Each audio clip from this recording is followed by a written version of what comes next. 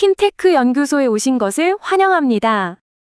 시청자 여러분, 아주 도발적인 질문 하나로 시작하겠습니다. 네, 들어보죠. 만약 여러분의 전 재산이 두꺼운 철문이 있는 은행의 거대한 금고가 아니라 그냥 보이지 않는 클라우드 공간의 데이터 코드로만 존재한다면 여러분은 과연 얼마나 안심하시겠습니까? 사실 그건 물리적인 실체가 사라진다는 점에서 아주 직관적인 공포를 불러일으키는 주제입니다. 그러니까 우리가 수백 년 동안 믿어왔던 돈이라는 물질적 형태가 근본적으로 소멸하고 오직 디지털 신호의 교환만 남았다는 뜻이니까요. 맞습니다. 그래서 이 내용을 바로 해체해보죠. 오늘 우리가 심층 분석할 자료는 핀테크 연구소가 기획한 거대한 프로젝트입니다. 네, 그 총 23권 핀테크 입문 시리즈 말씀이시죠. 정확합니다. 이 자료는 단순한 기술 소개서가 절대 아닙니다. 금융의 본질이 어떻게 재정이 되고 있는지 보여주는 거대한 지도라고 할 수 있죠. 오늘 우리는 전통금융과 핀테크 금융 사이에서 벌어지는 이 패러다임의 대전환을 객관적으로 분석할 겁니다. 기술 혁신이 창출하는 긍정적인 기회, 그리고 그 이면에 도사리고 있는 구조적 위험성까지 전부 다룰 예정입니다. 그리고 이를 극복하기 위해 이 시리즈가 제시하는 대안을 시청자 관점에서 철저하게 짚어보겠습니다. 네, 단순히 무엇이 변했는지가 아니라 그 변화가 대체 어떤 메커니즘으로 작동하는지 파헤쳐보겠습니다. 일단 자료의 첫 번째 명제가 매우 강렬하더라고요. 금융은 더 이상 은행 창구에 머물지 않는다, 이렇게 선언하고 있습니다. 맞습니다. 모바일, AI, 블록체인, 그리고 데이터가 결합하는 시대를 선언한 거죠. 비유하자면 이런 것 같습니다. 과거의 전통금융이 철로라는 정해진 목적지로만 달리는 기차였다면 핀테크는 시청자 개개인의 데이터에 맞춰서 실시간으로 길을 만들어내는 자율주행차와 같달까요? 아주 적절한 비유네요. 여기서 한 걸음 더 나아가 볼까요? 기차가 자율주행차로 바뀌었다는 것은 사실 공간과 물질의 증발을 의미합니다. 물리적 실체가 사라진다는 거군요. 그렇죠. 전통금융이 물리적인 은행 창구에서 종이화폐와 실물 결제를 다루었다면 핀테크 금융은 모바일과 클라우드라는 가상의 디지털 공간에서 데이터와 AI, 핵심 동력으로 삼습니다. 혁신의 이점은 명확해 보입니다. 송금이나 대출, 보험이라는 기존의 제한적 영역을 완전히 벗어나게 되니까요. 네, 가상자산, 디파이, ESG 등 완전히 새로운 가치를 창출하는 겁니다. 잠깐만요.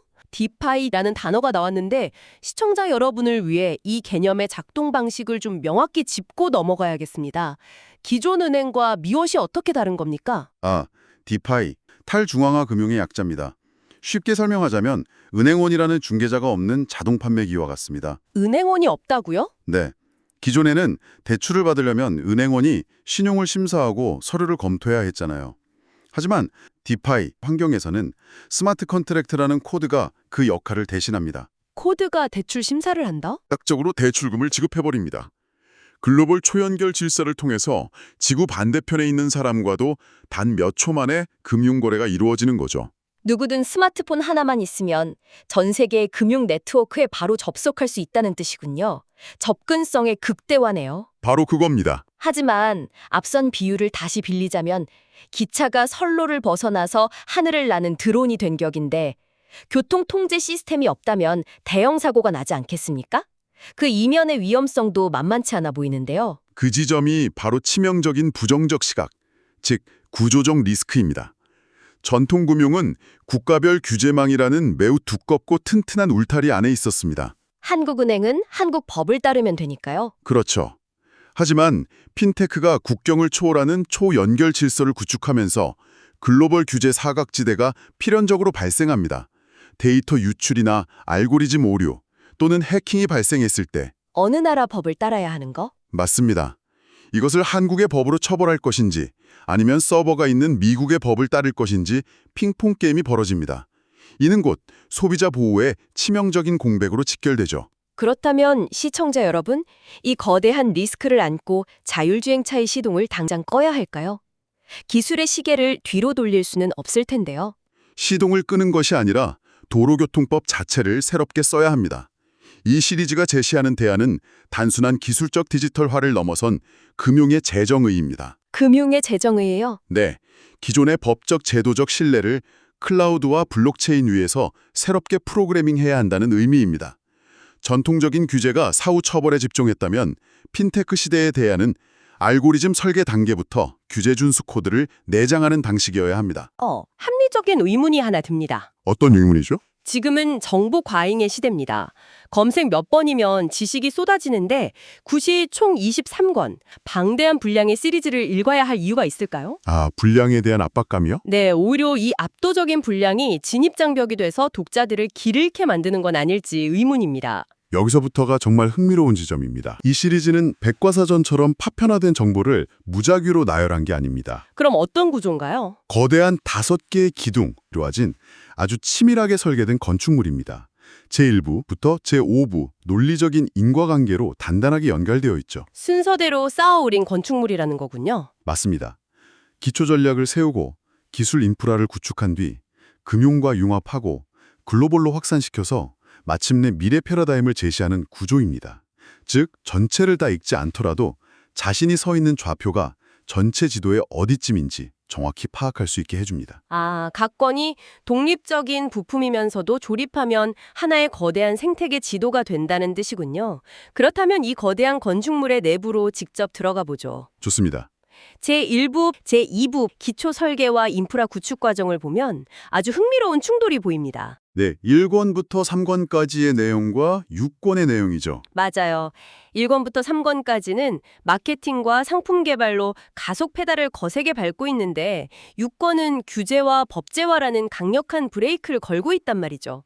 혁신과 규제의 필연적 마찰을 정확히 짚어내셨네요. 새로운 금융상품을 하루라도 빨리 시장에 내놓고 선점하려는 혁신의 속도와 시스템 안정을 유지하려는 규제의 지연 사이에는 필연적인 갈등이 존재합니다. 가속 페달과 브레이크를 동시에 밟고 있는 거네요. 그렇죠. 이 팽팽한 충돌을 해결하는 대안으로 제시되는 것이 바로 제2부 기술 인프라와 신뢰입니다. 특히 제7권 보안 기술과 제10권 사용자 경험, 즉 UX 혁신이 어떻게 신뢰를 구축하는지가 핵심입니다. 저는 여기서 근본적인 모순을 제기하고 싶습니다. 보안과 사용자 경험은 태생적으로 상극 아닙니까? 상극이죠. 보통은 그렇게 생각합니다. 물리적 금고를 생각해보면 철문이 두꺼울수록 자물쇠가 많을수록 열고 들어가기 힘든 법이잖아요. 비밀번호를 10번씩 누르게 하면 보안은 올라가지만 사용자는 불편해서 이칼해버립니다. 뛰어난 UX는 되게 보안의 희생을 요구하지 않습니까? 전통적인 1차원적 시각에서는 전적으로 맞는 말씀입니다. 하지만 핀테크는 고도화된 기술로 이 역설을 해결해야만 생존할 수 있습니다. 어떻게 해결한다는 거죠? 핀테크 시스템이 보안과 UX의 충돌을 어떻게 극복하는지 설명해드리죠. 그 핵심은 바로 백그라운드 행동 분석 알고리즘입니다. 사용자는 앱을 켜고 송금 버튼을 누르는 단 한 번의 행동만 합니다. 완벽하게 편리한 UX죠. 그야말로 터치 한 번이네요. 그런데 사용자가 그렇게 편안함을 느끼는 동안 뒤에서는 어떤 일이 벌어지고 있는 겁니까? 화면 뒤에서는 수백 개의 데이터 포인트가 실시간으로 분석됩니다. 사용자가 비밀번호를 타이핑하는 속도와 심지어 화면을 터치하는 압력까지 모조리 계산합니다. 와, 타이핑 리듬과 터치 압력까지요? 네, 만약 해커가 비밀번호를 알아내서 접속하더라도 평소 사용자와 타이핑 리듬이나 스마트폰 기울기가 다르다면 시스템은 즉각적으로 거래를 차단하거나 추가 인증을 요구합니다. 그러니까 사용자는 아무런 불편함을 느끼지 못하지만 시스템 내부에서는 최고 수준의 보안이 작동하고 있다는 거군요. 바로 그겁니다.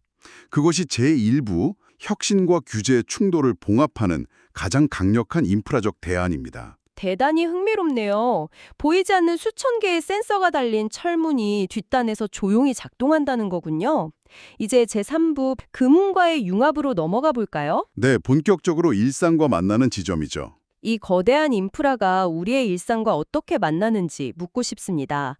제11권부터 제16권까지 다루고 있는데 인쇼테크나 웰스테크처럼 기존 산업과 기술이 충돌하는 섹션이더라고요. 이 섹션은 일상 속의 파괴적 혁신을 다루면서 두 가지 상반된 트랙이 팽팽하게 맞서고 있습니다. 하나는 제11권 전통금융과의 융합입니다. 기존 은행들과 손을 잡는 방식이군요. 네, 기존 대형은행이나 보험사의 탄탄한 자본력, 수십 년간 축적된 고객 데이터, 그리고 그들의 규제 대응 능력을 활용해서 안정적으로 서비스를 고도화하는 긍정적인 측면이죠. 그럼 반대 트랙은 뭡니까? 반면 제12권과 제14권이 다루는 가상자산과 블록체인 트랙입니다. 이건 기존 시스템 자체를 완전히 우회하고 중앙집중형 권력을 해체하려는 파괴성을 지닙니다. 전통 금융의 거대한 성벽 안에서 시스템을 점진적으로 개선하려는 세력과 아예 성벽 밖에서 새로운 영지를 구축하고 독립하려는 세력의 대립이군요. 정확한 요약입니다. 솔직히 묻겠습니다. 거대 은행들이 막대한 자본으로 핀테크 스타트업들을 그냥 짓밟거나 흡수해버리지 않겠습니까? 왜 굳이 융합이라는 타협을 선택해야 하죠? 아주 날카로운 지적입니다.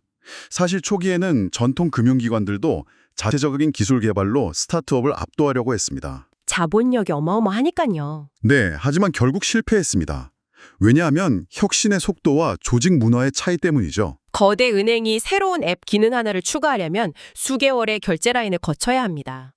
그 무거운 조직 구조 말이죠. 반면 핀테크 기업은 일주일에 수십 번씩 알고리즘을 수정하고 업데이트합니다.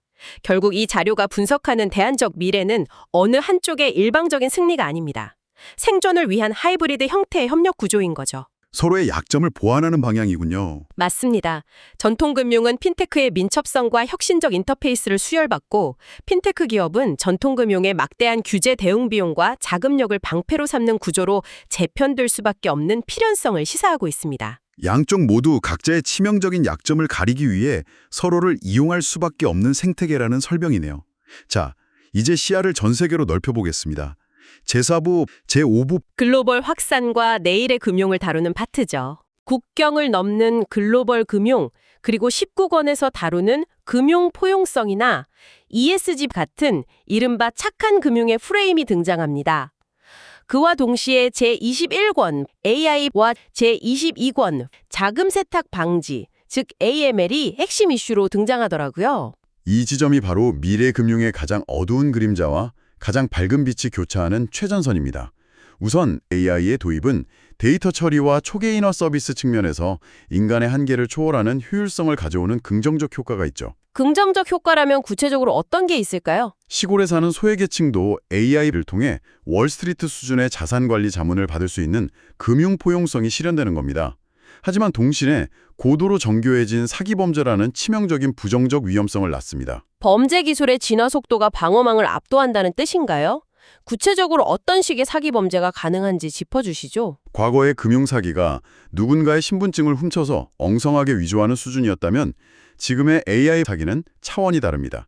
합성신원 사기를 예로 들어보죠. 합성신원 사기요? 네, AI가 실존하는 사람의 주민번호 일부, 다른 사람의 주소, 또 다른 사람의 얼굴 데이터를 합성해서 지구상에 존재하지 않는 완벽한 가짜 유령 인간을 수만 명 만들어냅니다. 유령 인간을 수만 명이나요? 그리고 이 유령들이 동시에 수천 개의 은행에 접속해서 밀리초 단위로 소액 대출을 받아 증발해버리는 겁니다.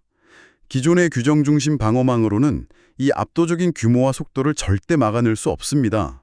그래서 22관에서 다루는 사기 방지와 AML이 미래 패러다임의 단순한 규제가 아니라 생존의 필수권으로 등장하는 거군요. 바로 그 맥락입니다. 공격수 역할을 하는 범죄자가 AI로 진화했다면 수비수 역할을 하는 방패 역시 AI 기반이어야 한다는 논리네요. 기술적으로는 어떻게 방어합니까? 정확한 지적이십니다. 글로벌 초연결 사회에서는 단 한 번의 대규모 시스템 붕괴가 전 세계적인 신뢰 하락과 뱅크런으로 이어집니다. 방어를 위한 AI, AML 시스템은 단순히 범죄자 명단을 대조하는 것에 머물지 않습니다. 그럼 어떻게 막아내죠? 송근 네트워크 전체의 거시적 패턴을 실시간으로 학습합니다. 평소와 다른 자금 흐름의 궤적이라든가 정상적인 인간이라면 도저히 할 수 없는 속도의 다중 접속 패턴 등을 식별해내서 거래 성사 직전에 자금을 동결시켜버리죠. 거래가 이루어지기 직전에 얼려버리는 거군요. 맞습니다. 따라서 고도화된 AML 시스템은 귀찮은 규제 준수 항목이 아니라 핀테크 생태계라는 거대한 유리성벽이 무너지지 않도록 지탱하는 가장 근본적인 대안이자 미래 패러다임의 생명선입니다. 시청자 여러분, 지금까지 우리가 깊게 파헤친 이 거대한 지도가 과연 누구를 위해 쓰여진 것인지 질문을 던져보겠습니다. 타겟 독자에 대한 이야기군요. 네, 자료에서는 이 시리즈의 타겟 독자를 크게 세 그룹으로 나누고 있습니다. 구체적인 혁신 사례와 실무 적용 방안을 찾는 실무자, 시장의 거시적 변화 양상을 분석하는 연구자, 그리고 다가올 미래 시장의 주도권을 선점하려는 경영자입니다. 사실 각 그룹의 니즈는 완전히 다릅니다.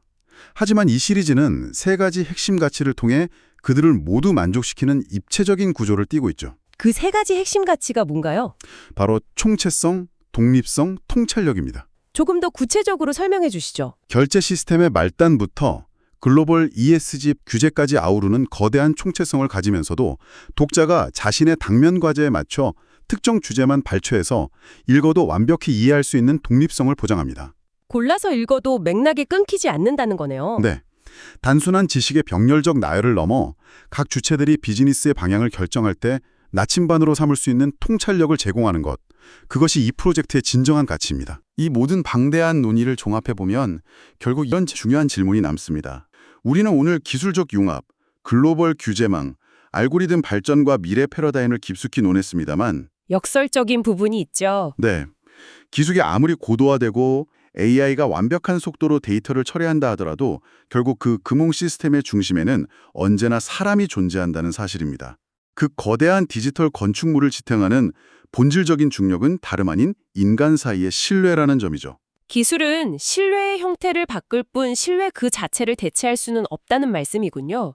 시청자 여러분, 오늘 우리의 심층 분석을 통해 확인하셨듯 기술은 이미 돈의 물리적 형태를 지워버렸고 돈이 움직이는 근본적인 법칙마저 새로 쓰고 있습니다. 네, 모든 게 바뀌고 있죠. 이제 서두에 던졌던 도발적인 질문을 한 단계 더 깊숙한 곳으로 끌고 들어가 보겠습니다. 보이지 않는 클라우드 속의 데이터 코드, 그리고 여러분의 스마트폰 스크린에 픽셀로 떠있는 그 차가운 숫자에 대해 여러분은 진정으로 완벽한 통제권을 쥐고 있다고 확신하십니까? 만약 고도로 발달한 AI, 알고리즘이 여러분의 소비 패턴을 완벽히 분석하고 여러분보다 더 뛰어난 수익률로 자산을 운영하며 완벽한 타이밍에 대출과 투자를 알아서 집행하는 시대가 온다면 말입니다. 정말 머지않은 미래죠.